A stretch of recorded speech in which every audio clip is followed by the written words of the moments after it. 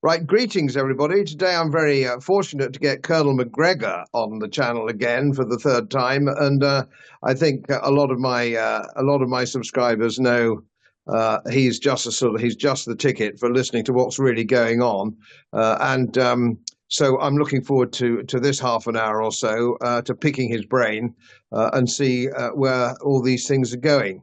So welcome, Colonel. Welcome again. Very, very much so. Happy to be here. I was minded this morning of a quote from Abraham Lincoln. Not my favourite man, I have to say, but on this one he got it right. When it looked like the Great Britain was going to come into the war on the Confederate side, I think he very wisely then said, "One war at a time." It was his it was his quote, and I put that to you to get the ball rolling, Colonel. One war at a time. And it seems to me, as these are really United States wars in the main, egged on by the little guy, Great Britain, like a sort of yappy terrier, I would say one war at a time, if indeed you need any wars at all. So we've got Ukraine, and of course we've got the Middle East. So things are not looking good. Perhaps you'd like to kick off with your view of where we are in the Ukraine. You might just cover, because of the ignorance we have in England on this subject, very quickly on how it started. How did we get there? How did we get to this ridiculous situation? Well, that could take hours. I think it's important to understand a couple of things, because your question presupposes, using Lincoln's observation, that there is some sort of strategy in Washington. And I keep trying to explain to people there is no strategy. Strategy, to exist at all, presupposes that there are limitations to resources. There are limits to interests. In other words, that someone sits down with a group of other people in a place like Washington, D.C., and says, we were voted into office to represent the interests of the American people. What are the interests of the American people? Well, do we have an interest in Eastern Ukraine? A strategic interest? Have we ever had a strategic interest in Eastern Ukraine? The answer is firmly no. So why would we involve ourselves in a war in Eastern Ukraine? If you look at the Middle East, the next question is, do we have an interest in the Middle East? Well, yes, we have several interests that are tied and have been tied for decades to the oil and natural gas in the region. We also have this state, which is a legacy of the British Empire, called Israel, that was founded after World War II. And we have devoted ourselves to its sustainment and defense. Okay. Are we going to continue to do that? We did that during the Cold War because we saw Israel as a potential base of support for the projection of power and influence at the time that would compete with Soviet influence in the region. Well, that evaporated. Well, we continue to be devoted to Israel because we like it, and we see it as a fellow traveler on this great road, as at least in theory, a liberal democracy and all that goes with it. Do we have an interest beyond helping Israel to defend itself? The answer to that is probably no, since we still have other interests in the region that are equally important to us. Now, when I say those things, no one is raising these things. There is no such discussion. There is no coherent strategy that says, what do we want? What's the purpose? How do we achieve the purpose? And what do we want the place to look like when we're finished? Now, we have two problems. Our friend Zelensky is just a puppet. He literally does what we tell him to do. And when people say, oh, he's exceeded his brief, he's now striking targets deep inside Russia, and everyone in Washington pretends that, oh, that's terrible, he should not be doing that. In truth, the CIA and your MI6 are running the show there, and he's supposed to do whatever he can to keep this war going through the election and try to create the illusion that there's something left in Ukraine. In other words, that there is a legitimate Ukrainian state that he runs, an effective military establishment, and it should continue to be supported. That's the whole mission right now. Just keep it going. When you go to the Middle East, it's very different, because it is Mr. Netanyahu who is in charge, not us. And right now, it doesn't make any difference who is elected in November, assuming we have this election, and it's meaningful, which many of us question because of the fraudulent voting that's so widespread. Whoever is elected has promised to continue the war on, that Mr. Netanyahu has unleashed and is leading. Now, why is this? Well, we were certainly sympathetic to the Israelis after the 7 October attacks. All of us were. Everyone who looked at that thought that was reprehensible and awful. And we said, Israel has the right to strike back. And of course, the Israeli theory is that if you kill 100 of us in order to restore, quote unquote, their notions of deterrence, well, they have to kill several thousand people and destroy 10 times the number of buildings in order to restore their notion of deterrence. So we thought that something would be spectacular, but no one ever believed for a second that we would end up in the situation where we are. We didn't understand that they dusted a plan off that was on the shelf for many, many decades to thoroughly complete the conquest of Palestine, remove all of the Arabs, whether they're Christians or Muslims, irrelevant, and ultimately then to clean up the problem in southern Lebanon with Hezbollah. And that's where they are now. And they are triggering a much larger war, which will inevitably bring them into conflict with Iran. And our views of Iran have always been conflicted, to be blunt. We have bought the Israeli line that all things evil and bad in the world are a product of Iran on one level. But on another level, we want to do business with the Iranians. That's a very powerful and large state in the region. I don't know how many people live there now, but it's probably close to 100 million, maybe 90 million. It's a civilization unto itself, Persia. We have no interest in destroying it. And we understand that if we do destroy it, we'll create a vacuum. Others will fill that vacuum. And that could be people that we don't necessarily like. So our view of Iran on the secondary level is we don't want to go to war with them. But right now, our government is completely in the grip of the Israel lobby. So much pro-Israeli money has been assembled that it currently controls both parties as far as foreign and defense policy goes. And so there is no alternative course. There is no ulterior, what's the right word, approach to foreign policy or defense policy in the region. So we are essentially in a position of being a vassal state of Greater Israel. It's very different from Ukraine, where at least there we do have a say in what happens and we can pull out anytime we like. That doesn't exist in the Middle East. We are entirely dependent upon direction from Mr. Netanyahu. That's a bad position to be in. It seems, I always draw these analogies, it does seem to me that we have echoes of 1914 here, where a very bellicose Austria-Hungary empire, bellicose against Serbia, then drew everybody in. It drew in the Russian Empire, and it drew in the German Empire, because they felt they had a responsibility. Then that drew in the French, who had a relationship with, a treaty with Russia. And it drew us under something called, as you know, the Entente Cordiale, which was not a treaty. We were in no way obliged to go to war in 1914. In no way. There was no moral or treaty obligation to do so. But we did, to the detriment of the British Empire, 3 million deaths and so on and so forth. We all know about what a tragedy the Great War was. And of course, it came again in 1939, just part two. It was just part two of the Great War. Now, as a military historian myself, and indeed as you are, you must see the similarities of getting dragged in. You get dragged in, a big power who is sponsoring a small power gets dragged in because Israel think they've got a big mate, and they have. Ukraine think they've got a big mate, and they have. But then, of course, other people have a big mate. It could be the Russian Federation, it could be Iran, which is a lot stronger than it used to be. I sometimes wonder, and it's difficult because I'm not having a pop at the America because we're just as bad here. But you are now the great power. United States is the great power. And it seems to me when I look at sometimes clips on the TV and I look at people like Lindsey Graham and John Bolton and some of these other characters, I have to say, indeed, our own Prime Minister now, who wanted deep strikes into the Russian Federation, which even the Pentagon thought was mad, some of these characters in Washington, I wonder, and some of my colleagues over here wonder, if they are actually mentally unwell.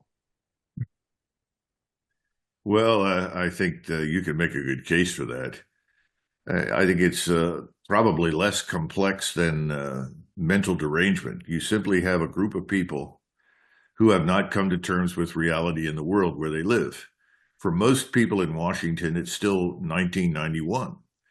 They have this picture of the United States as having come out of the Cold War, unchallenged, unbroken, unbended, whatever you want to call it, with armed forces and money and power that no one else can match. It's rather similar to the view the British took of themselves in the run up to World War I. You know, we've got the men, we've got the money, we've got the ships, and all this sort of business. We also suffer from an acute case of national narcissism. And we have lots of people at the top who are very arrogant. And of course, as we like to point out, Bolton, Graham, and others are always ready to fight a war that other people are compelled to fight, and they are not.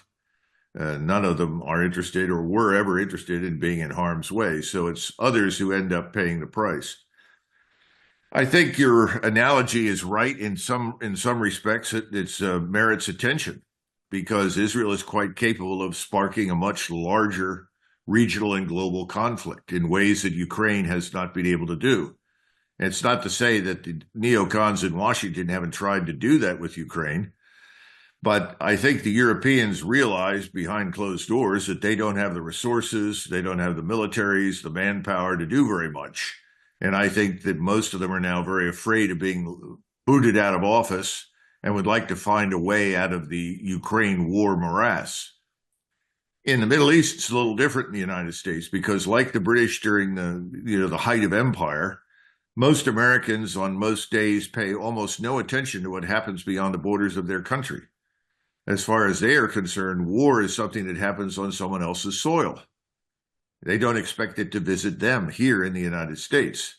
Even though technology has changed, we have these open borders, millions of people have poured in. We have at least 53, 54 million people inside the United States who were not born here. That tells you something about the lack of societal cohesion that we currently confront. The point is that we are not strong. We are not the nation of 1991, not by a long shot, but we don't seem to understand that. Now, you mentioned the Pentagon. The people at the top of the Department of Defense, particularly the senior officers, are sensitive to the limitations on resources and manpower. We can barely recruit for our armed forces for a whole range of reasons, not the least of which is this emphasis on diversity and inclusion and equity and all that nonsense. No, you just can't get the red-blooded young American male who used to want to prove himself to join the military because you're telling him that someone who is a little girl that weighs barely 100 pounds can do anything he can do, or that someone who decides to be transgender or whatever else they define themselves to be has every right to run around in high heels and uniform and so forth. And so the average red-blooded American male says, what do I want with this? I don't want to be part of this. I'm going to find something else to do. So we've got a lot of problems with recruiting. When you add that to the fact that we are living on the legacy of decades of research and development during the Cold War. So most of our technology, most of our weapon systems, certainly our organization structure is all anachronistic. It's not prepared for a different kind of warfare now in a different world. You put all of this together, and then you have the people that are in charge who have received incredible amounts of money over the years from the Israel lobby. You can end up in one of two positions with the Israel lobby, and they're not unique in this. When you start dealing with people that are in the pharmaceutical business or in the defense industries, the view is you are either with us or against us. If you're with us, we can ensure that all of these funds go into your reelection campaign and guarantee you holding this seat in perpetuity. On the other hand, if you don't vote the subsidies for us, if you don't vote the outlays for us, then we can give all of this money that you would normally get to your opponent, and we'll remove you from office. Well, most people on most days have chosen to take the money. And so when you saw Mr. Netanyahu come to the United States and speak to Congress, he had, 5 standing ovations? There were only, I think, a total of 12 members that declined to show up to listen to him. Only one Republican, and I think the rest of those were Democrats. It's a very strange situation right now, and most Americans aren't paying attention. They still aren't, because we're focused at home. Americans are focused on the hurricanes. They're focused on the illicit immigration. They're focused on the dramatic rise in criminality that has come with these open borders. Their focus is here. They want things done here now, but they have no influence in Washington because the money is elsewhere. And the people that are governing want the money. And they'll tell you point blank, when it comes to winning elections, donors are more important than voters. And so that's why we refer to Washington, D.C. as donor-occupied territory. Our policies, if there is a strategy, and I don't think there is any, it's certainly being shaped by billionaires who have the money and the influence to buy up policymakers. In other words, to buy politicians. And even though they'll say, well, I'm not for sale, they all are. We've always had this problem. If you want to speak to Senator so-and-so for 5 minutes, it'll be $10,000 in his reelection campaign account. If you want to talk to him for 10 minutes, well, then that's $10,000. I mean, it's even during the campaign. So you want private time with President Trump, that'll cost you this much money that has to go into his election campaign. Same thing with Harris. It's a big business. And that's why people show up in Washington of modest means, and then they come out as multimillionaires. It's a money machine. So our republic internally doesn't work anymore. We have to accept that fact. And I think a lot of Americans have figured it out. Not all, I'd say a good third have figured out this republic doesn't work for us. It's supposed to be representative government. And all this business about save our democracy, that's all crap. I mean, the people saying those things, their notions of democracy have more in common with Lenin's notion of democracy and the dictatorship of the proletariat, finding a way to keep themselves permanently in power. So you put it all together, and you have this terrible situation in which we have more than half of the United States Navy sitting in the Mediterranean, the Red Sea, and the Indian Ocean, because it takes almost more than half of the Navy to keep those carrier battle groups and ships properly manned, sustained, and so forth. You have 1,000 fighter jets spread out all over the place, ready to pounce, plus bombers in places like Diego Garcia inside the United States, the Balkans, maybe in Great Britain. They're all waiting for Mr. Netanyahu to attack Iran.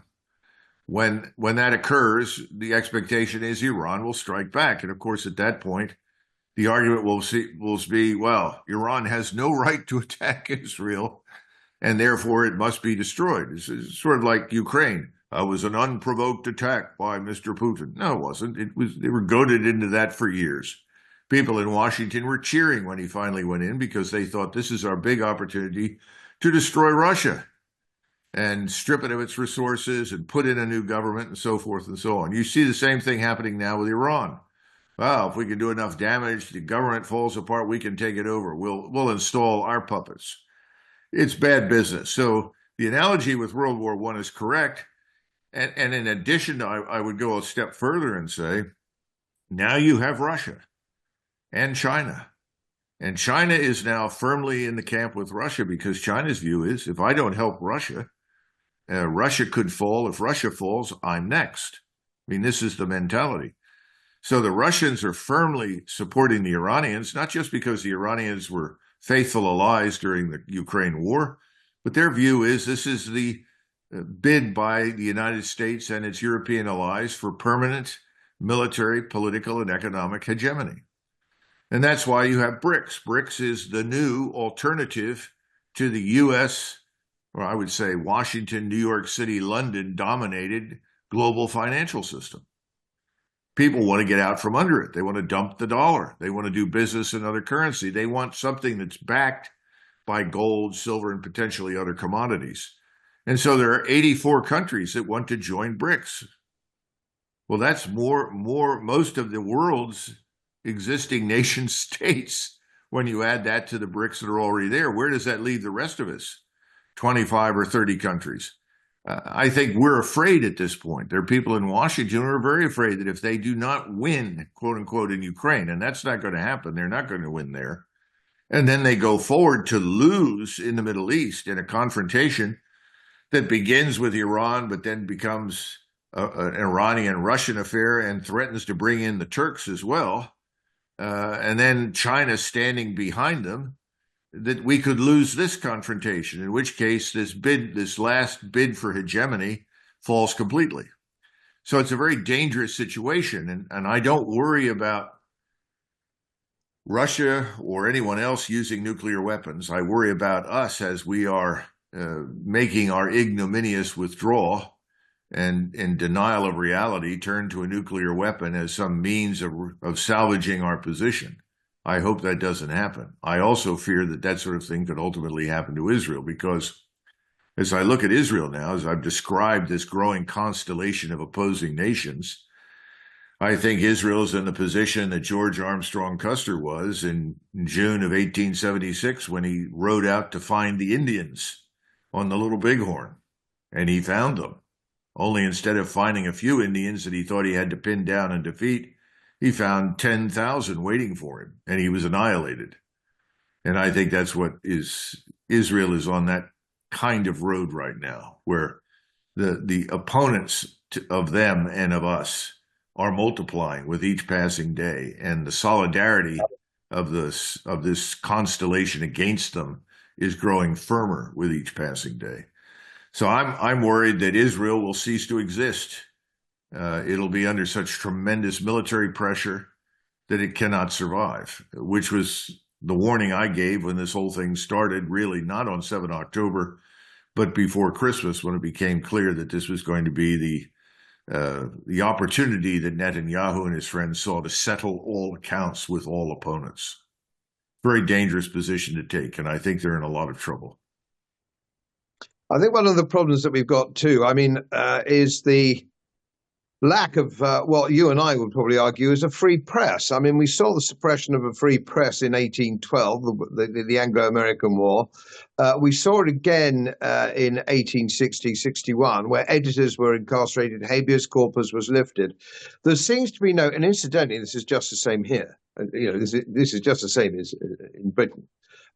There is no educated or informed opinion contrary. In fact, we are not allowed here to listen to Russia Today. We're not allowed to listen to any of Putin's speeches or the other side of the coin.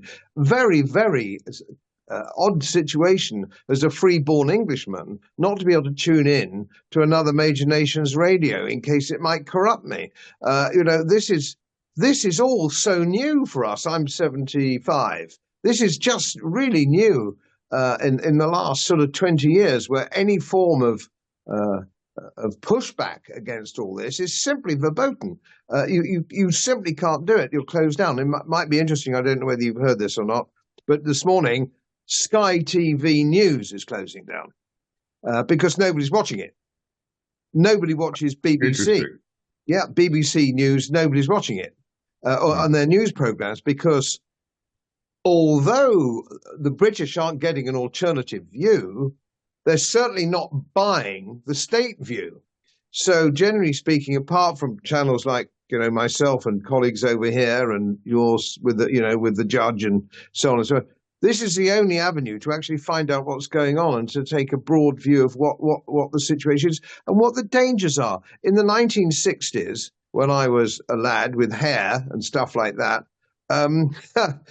we were all, it didn't matter how different we were. I wasn't a ban the bomber. I didn't march up and down because I didn't think that was going to be the right answer with an evil empire like the Soviet Empire, which it was in those days, which armed with nuclear weapons. But there was one thing that held us all together. We had one dynamic that held us all together. Whether you were a hairy sort of student walking around with a banner, or whether you were a young soldier, or whatever it was, or a politician, we all knew that a world war, was a really, really bad thing for everyone. And as I see it now, and I see the comment, and I see newspapers, even what used to be quality newspapers like the Daily Telegraph, which has been hijacked completely and totally now by the war lobby, and in the name of now that Boris Johnson is the editor-in-chief, which I find extraordinary. The man who actually stopped the peace treaty in May 2022. This man runs is the editor of the biggest, most prestigious national newspaper in Britain, possibly Europe. This man, how did he get there? How do these people get there, Colonel? They're all nutters. Well, look, I couldn't agree more. I mean, Boris Johnson is sort of the principal buffoon in the circus, and it's depressing. I have a friend who's a biblical scholar, and he said to me the other day, the beginning of wisdom is mistrust of the government and the media. You've heard the quote in the Bible, fear of the Lord is the beginning of wisdom. Well, he's turned that around. I think he's right. I think he's right. And I'm glad to know that people in England and Scotland and Wales, I hope, are beginning to see the reality that it's this sort of press offensive is universal. There's one narrative spun out by MI6 and CIA. It's disseminated to all the outlets, and everyone is supposed to nod. And if you don't and say don't agree with it, then you're anything, a bigot, an anti-Semite, a racist. All the expletives and nasty things that you can think of are hurled at you. This has been building for a long time. I think it started when news in the United States, I would argue, became entertainment. You know, we no longer had these dry, old white men who came on and delivered facts. You know, this is what happened today. And we started seeing lovely young women reading teleprompters and revealing skirts, and everyone instantly was distracted and thought, oh, this is great. And this is kind of where we've been going for some time, and now the message is complete nonsense, and we're asked to believe it. I think this is part of the larger globalist effort, but I think people need to understand something. Our elites, your elites, are actually very weak. And they are very much afraid of where things are headed for the reasons that you just cited. People are waking up. They're figuring it out. They understand this is a lot of nonsense. I always loved this line in a movie from this famous movie, Zulu, where this particular British soldier's name is Hook. And he says, what am I doing here? He said, I don't know a Zulu. I've never seen one. And why would I want to shoot a Zulu? And why would the Zulu want to kill me? And then the sergeant says, you know, you're going to do the job you were paid to do, and you're here, and so that's the end of it. Well, that's true for those of us who are soldiers. There's no question about it. But his point was valid. And I think that's what's sinking in here. And, you know, the problem we have is similar to the one that you had at the time in the British Empire. You know, when the Zulus overran 1,100 British soldiers and killed them, Prime Minister Disraeli lost his position as prime minister. It was a no confidence vote. And he walked around saying, who are these people? How did this happen? And people in Britain were just, they were offended and they were horrified. 1,100 men killed. In other words, if you had a few here or there, you could lose 1,100 men over 6 months and nobody cared. But if you lost 1,100 men in one day, well, that was horrific and had to be addressed. That's where we are. Everyone has known for a long time with the force that we maintain that if you get a few of us killed, that's fine. And you can ensure that stays off the television screens. But when you get a lot of people killed, you can't conceal it anymore, and that threatens your policy position. I think that there are a lot of people in the world that understand this, and I'm very worried about our forces right now in the Middle East and elsewhere, that someone will say, well, why don't we just go after this concentration of 2,000 or 3,000 Americans sitting in this forward operating base in Iraq or Syria or Jordan, and we'll just annihilate them. That'll get everybody's attention. Well, that will get people's attention. Look what happened in Beirut in 1983 when they bombed the hospital and the Marines lost over 300 men. Now, we'd lost other people, but we hadn't lost that many in one day. Suddenly, everyone was horrified. You may recall that. Ronald Reagan, as president, went out and welcomed back all of the coffins draped in flags carried by Marines off the thing. You know, it was a sort of I don't know what you call it, catharsis that everybody in the country went through. And what was the decision at that point by Reagan? He got us out because he recognized there was no reason to be there. What are we doing in Lebanon? Why are we there? Why did we go there to begin with? And all the answers were unsatisfactory. So we got out. And I think that's where we're headed ultimately. We're going to be getting out of everywhere.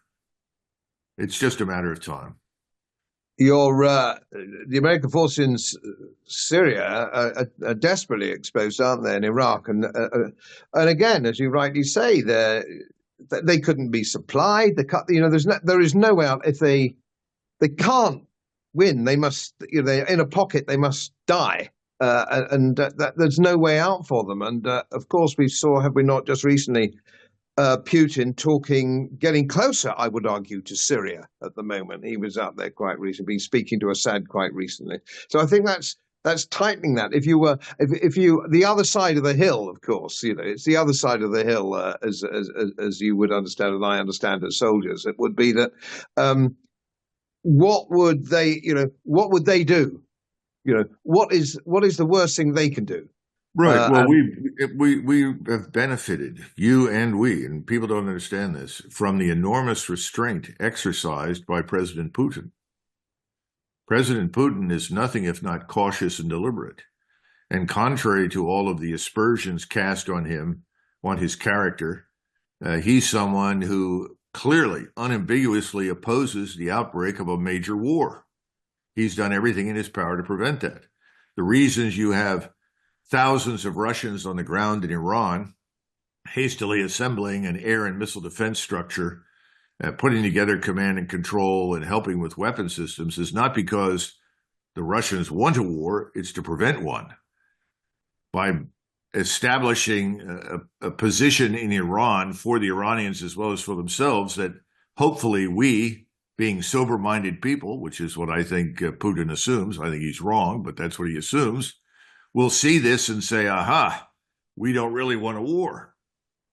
But unfortunately, these things don't make much difference to politicians in Washington. And obviously, I don't think they make much difference to your political elite either, because both groups in both London and Washington seem very excited about the prospect of going to war with Iran. As I understand it, your Prime Minister Starmer has offered British assets to join with ours and Israeli assets in this great assault on Iran. Incomprehensible to me, but so it is. Absolutely, I did. In fact, I did on my channel just a while ago with a chap you won't know probably, Professor Dutton, who's over here, who's a psychologist, and we had quite a long chat on my video, him and me, about. These people, I stick to my guns. I think they're mentally unwell. I think it's as simple as that. And to actually, you would give Putin no choice at all. If he did a long-range attack on a Russian city, he would then have no choice. The Kremlin would not let him remain on the touchline. He would then, and what would he do? What would he do if there was something like that? Well, we've got all 2,000, 3,000 American soldiers in Syria. Another 3,000 perhaps in a base in Iraq. There's such an easy target, and it's a military target. It's a military target. And of course, we know that Iran have been paying very close attention indeed to make sure that they don't kill civilians. It's military, and these military targets are sitting there. And I think it would be a gift. But then there we are. We've run out of time, Colonel, now, which is a shame. I've only had some other things to say to you, but your time is precious, and I hope you'll be kind enough to favour me with a visit in a month or two again. And we can talk about perhaps the technical aspects of some of these things and perhaps expand on the fact when we talk about getting involved in the Ukraine, boots on the ground, so and so forth, wherever it is, just the big difference between an army which is well equipped and has been in combat for 3 years, how much further ahead that is of a peacetime, broadly speaking, a peacetime army. And by gum, history shows us that in spades, doesn't it? And so even if we tried to do something, we haven't got the muscle, we haven't got, and we don't now. This is the first time in I think you and I would agree. It's the first time in our lives that we've seen the foeman, as it were, have a more sophisticated weapon systems. We're Well, not used to that. remember Kitchener's comments after he was announced as the new effectively Minister of War. He was brought back from Egypt, where he was presiding as potentate or whatever down there in 1914. And I'm not a big Kitchener fan, frankly, but I thought this comment was brilliant. Kitchener, by the way, had actually been with the French army as an observer during the Franco-Prussian War. And that informed him about the Germans and the Prussians. He understood what they were dealing with. So after he accepted the position as Minister of War, some journalist, probably from the Times, came up and said, "Oh, Lord Kitchener, is this not a brave decision by the members of the cabinet to go to war?" And he said, "Oh, yes, it's very courageous. It's very brave. They've decided to make war on the greatest power with the greatest army in the world, when we effectively have none." Now, there was a British army. It was very small. And it didn't have to be very large, because that really wasn't in Britain's interest, as you and I know, just as we've never had a very big army, because it's not necessarily in our interest. We're primarily a maritime and an aerospace power. And ultimately, they had to build up armies from millions of civilians whose lives were then destroyed. But he understood what he was dealing with. You know, I remember Kitchener noted that Churchill was downcast and shocked when Kitchener told him that the war would not be won in the North Sea by the Royal Navy. You know, Churchill used to quip that, who was it, Jackie Fisher? I don't know who the First Lord of the Admiralty was at that point, that he was the only man in England who could lose the war in one day. Completely divorced from reality. The fleet was wonderful, but it was irrelevant to the outcome on the ground in France. And we have this kind of excursion into fantasy land. You know, that's why we increasingly refer to Washington as Fantasy Island. Point of fact, it was Jellicoe, and of course, yeah, you're absolutely right. The real threat came from submarines to the British to Britain, and it was dire by 1917. Now, here's a funny thing. We still didn't adopt the convoy system until late 1917, which we had learnt was effective from the Napoleonic Wars. And it makes you wonder how these comedians get in. I mean, Jellicoe was a charming and nice and noble man. There's no question about that. I've read several biographies of Jellicoe. But I mean, Convoy is Janet and John book one, isn't it? Really? So how well, you've just raised a question that it deserves hours of study. You have a very famous colonel of engineers who wrote a book called The Psychology of Military Incompetence. And every once in a while, I'll pull it off the shelf and just refresh my memory, because he was so right in everything he said. Yes, I know. And it's not the only book you can pull off. There's no shortage, I'm afraid, especially when the British are concerned. Well, you know, I had you'll find this entertaining. One of my classmates who became a 4-star when we were both on active duty, this would have been about 2000 or 1999, I think, or it could have been a little earlier. It could have been 1997. He said something to me that I'll never forget, because I had written this book called Breaking the Phalanx, which was wildly well received in many, many circles all over the United States, and actually by many of your British military leaders. And he said to me, "You know, Doug, I'm suspicious of Army officers that write books. How do they have time to do that if they're doing their jobs?" And that's the mentality that we advance to 4 stars. That's the way it is. It's been that way forever in the Anglosphere, I think. I think it probably. They get cleared out. The first couple of years clears them out, of course, but sailing close to the wind all the time, aren't we? Sailing close to the wind. Well, Colonel, again, thank you so much for taking the time to come on my humble channel. And I know everybody loves to see you when you do come on, because I've got a lot of ex-servicemen who follow me, who subscribe. Well, God bless everybody in England. I wish you all the best. And remember, I think you should start every program from now on until hell freezes over with "There will always be an England." I can't imagine a world without it. Well, that's so sweet of you to say so, and neither can I have to say, and I'll get my man on it. Again, thank you so much, and all the best to you. And I do hope you'll bear in mind that you've got a welcome in East Yorkshire if you ever do come over, and there's a nice little cottage waiting for you and your wife. Well, thanks very much. I'll keep that in mind, and hopefully we'll escape at some future point. Marvelous. Thank you again.